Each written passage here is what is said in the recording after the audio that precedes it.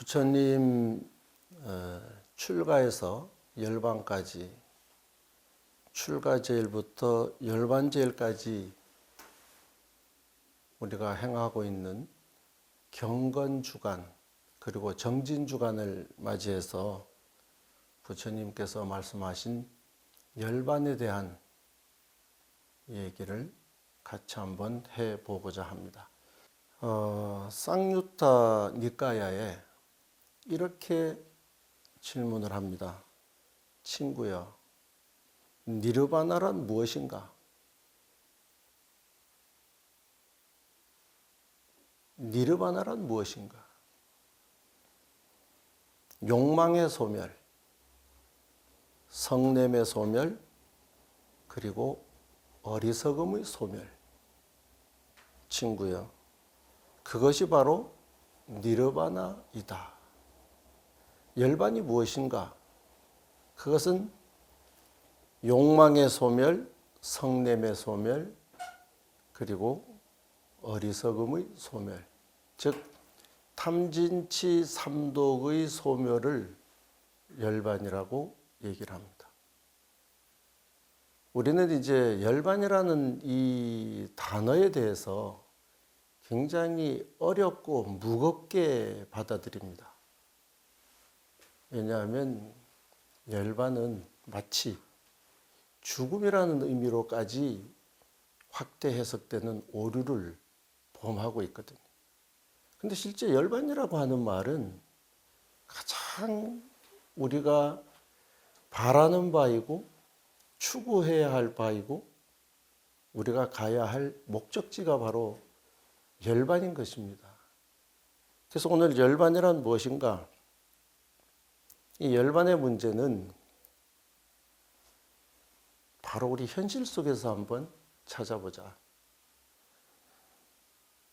이 삼독심의 소멸, 불교가 다른 종교와 구별이 되고 또 차이가 나는 가장 큰 특징은 고통도 내가 만들고 그 고통을 소멸하는 것조차도 내가 한다는 것이 이것이 불교의 가장 큰 특징입니다.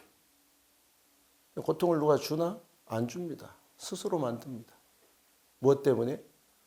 탐내는 마음, 성내는 마음, 어리석은 마음 때문에. 그럼 이 소멸은 어떻게 되는가? 부처님이 소멸해 주시는 것이 아니고 우리가 소멸하는 것입니다. 어떻게? 8가지의 방법을 통해서. 이것을 사성제의 도성제에 해당하는 8정도, 8가지 바른 길, 이것을 통해서 우리가 만들어가는 것입니다. 그러면 이 8정도 가운데에서 하나를 제시하면 바르게 보는 것, 즉 정견입니다. 정견을 통해서 성냄도, 욕심도, 그리고 어리석음도 소멸해가는 것, 이것이 우리 불자가 추구하는 수행이고 공부라고 하는 것이죠. 자, 그러면 어떻게 하면 욕망도 없애고 성냄도 없애고 어리석음도 소멸할 수 있는가? 바로 보아야 된다. 정견. 내지는 바르게 보아야 된다. 내지는 있는 그대로 봐야 된다. 바르게 보는 것, 그리고 바로 보는 것, 있는 그대로 보는 것. 있는 그대로 보면 오해가 없고 오해가 없으면 괴로움도 없다. 그런데 우리는 어떻게 보는가? 내 마음대로 본다. 내 생각대로 본다. 내가 원하는 대로 본다. 이것이 문제인 것입니다. 따라서 이제 우리는 부처님께서 제시해 주셨던 이 세상을 보는 3가지 관점, 부처님은 이 세상을 어떻게 보셨던가? 하나는 괴로움이다. 이 세상은 괴로운 세상이다. 고해다. 그 말이죠. 그러니까 이 세상을 즐거움의 세상이라고 본 것이 아니고 고통의 세상이라고 전제를 하셨어요. 부처님께서 고통의 세상이라고 보셨을 때 그냥 고통의 세상이니까 그냥 괴롭게 살다가 그냥 가는 거야. 이것이 아니라 많은 사람들이 세상 살기가 쉽지 않다 이렇게 얘기를 합니다. 근데 그건 살아있다는 증거고 살아있음으로 고통이라는 것이 함께하는 것이죠. 그러니까 고통을 단순히 고통이니까 그냥 받아들이는 것이 아니라 고통의 세상이라고 했으니 힘들다 하더라도 이것은 의뢰의 그런 줄 알고 그것을 극복할 수 있는 마음을 가지게 하는 것. 이것이 우리가 가야 할 하나의 길입니다. 그러면 고통을 열려면 어떻게 해야 되나? 바르게 보는 것입니다. 있는 그대로 보는 것입니다. 자기 마음대로 보는 것이 아닙니다. 이 전제를 가지고 두 번째, 부처님께서 이 세상을 보신 두 번째 관점은 변한다. 변하지 않는 것은 아무것도 없다. 모든 것은 변한다. 이 변한다는 것, 우리는 두 가지로 나누어서 설명을 하는데 하나는 물질적 현상입니다. 우리 눈에 보이는 모든 존재는 변한다. 어쩌면 가장 늦게 변하는 것이 세상에서 가장 단단하다고 얘기하는 다이아몬드, 금강인 것이죠. 그러나 그 또한 변한다. 물질적 현상은 우리 인간이 감지할 수 있는 인지 능력 범위가 한정되어 있어서 예를 들어서 우리 눈이라고 하는 것은 어떤 것이 너무 빨리 지나가도 눈이 감지하지를 못해요. 또 내지는 너무 천천히 지나가도 움직이지 않는 것으로 생각을 해요. 그러나 우리 눈이 느끼지 못한다고 해서 움직이지 않는 것이 아니라 아주 미세하게 혹은 아주 빠르게 내지는 우리 눈에 느껴지도록 이 세상에 존재하는 물질적 현상은 전부 움직이고 있다. 변하고 있다. 나무도 우리 눈에는 크는 것 같지 않지만 미세한 성장을 멈추지 않고 어떤 것도 이런 물질적 현상은 전부 변해가고 있다. 그럼 물질적 현상만 변하느냐?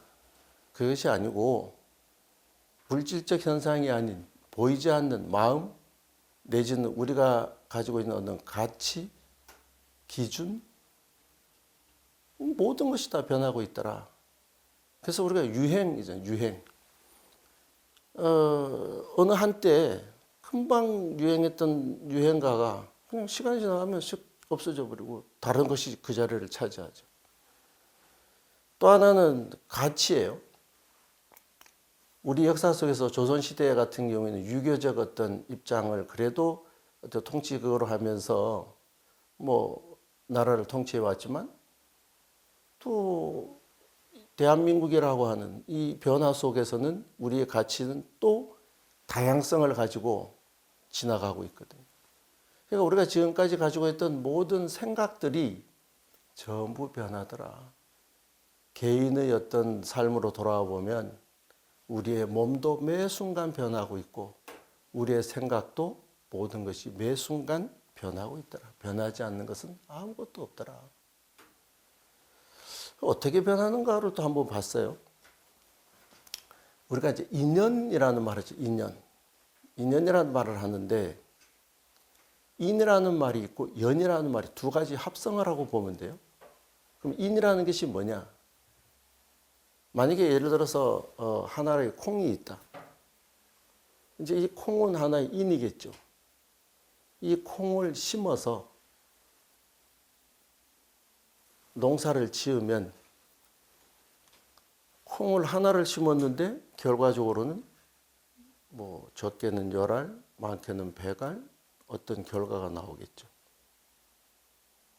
그러면 하나의 콩이 인이라면 콩이 농사지어지는 수분, 햇빛, 양분, 바람, 또 농사에 짓는 사람의 어떤 노력이나 관심, 이런 조건, 이런 상황에 따라서 이 콩이 어떤 경우에, 최악의 경우에는 물이 많아도 썩어서 없어질 것이고, 물이 너무 적으면 말라서 죽을 것이고, 적정한 물과 적정한 햇볕과 양분과 햇볕을 만나게 되면 한 알의 콩은 많은 양의 콩의 숫자로 수확을 하게 될 것입니다.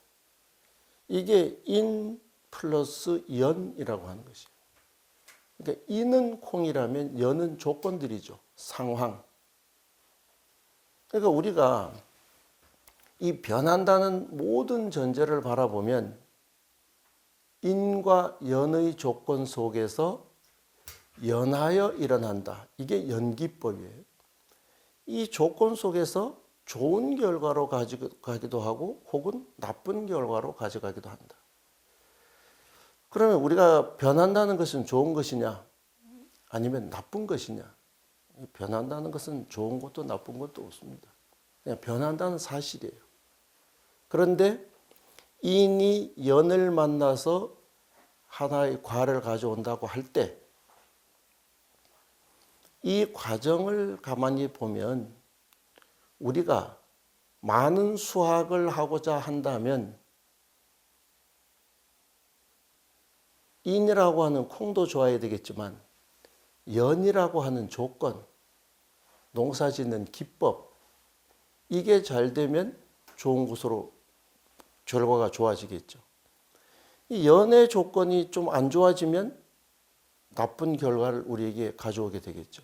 그러니까 이 세상 모든 것은 변하는데 내가 좋게 변하고 싶다면 좋게 변할 수 있는 조건을 만들고 부여하고 노력하면 좋은 곳으로 가고, 만약에 내가 좋은 조건을 거기에 부여하지 않고 적당하게 살아간다면 그 결과는 내 노력만큼 적당하게 오게 될 것이다.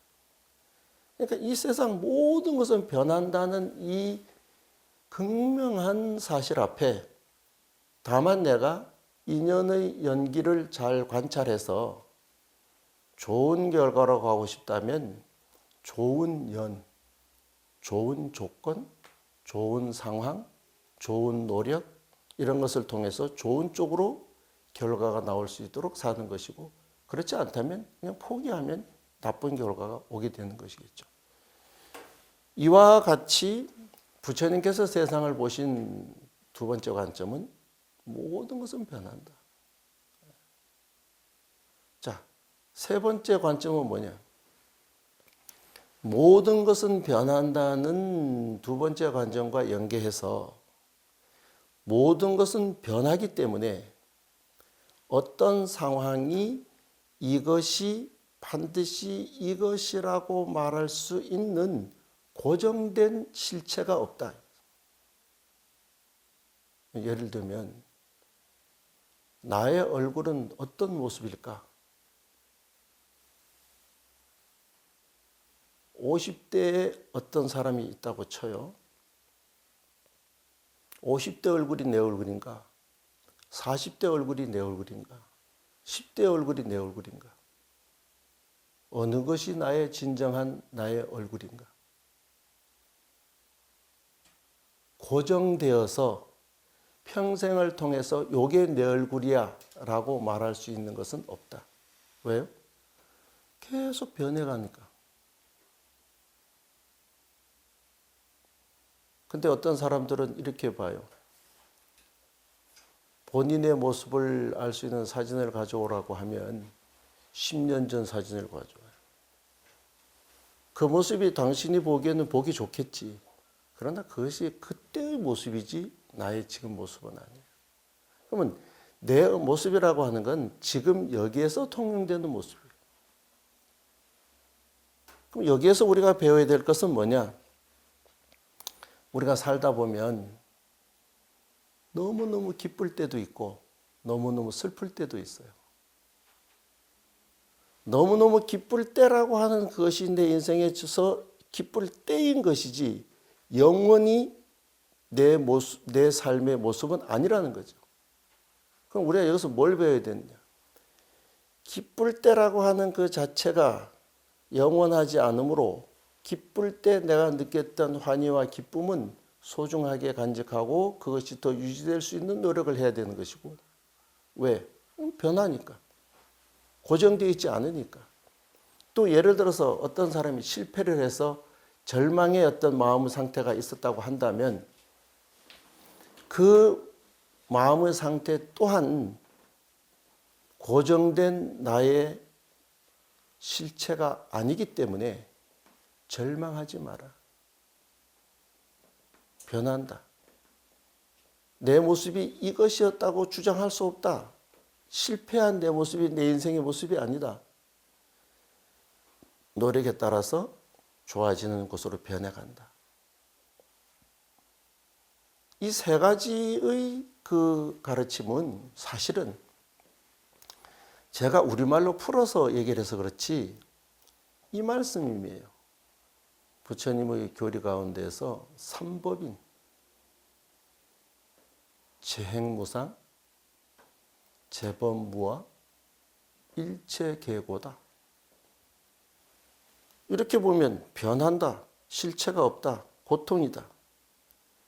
이 세 가지 삼법인의 가르침을 내 삶 속에서 다시 투영해 보면 변하는 것이기 때문에 좋을 때도 자만하지 말고 변할 수 있다는 것을 염두에 둔다면 겸손한 삶을 살 것이고, 만약에 진짜 힘들어서 어려운 상황을 맞이했다 하더라도 이것 또한 변할 것이기 때문에 절망하지 말고 희망을 가지고 노력하면 내가 원하는 이상으로 변화할 수 있다. 왜? 고정된 실체로서 나의 모습은 이것이야 라고 끝까지 주장할 수 있는 실체는 없기 때문에.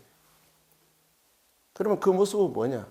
다만 기쁠 때는 기쁠 수 있는 조건에 의해서 기뻐진 것이고, 힘들고 어려울 때는 힘들고 어려울 수 있는 조건을 만든 나의 과보로서 그것이 힘든 조건을 통해서 힘든 결과를 만든 것이지만 이것도 영원한 실체가 아니니 변해갈 것이다.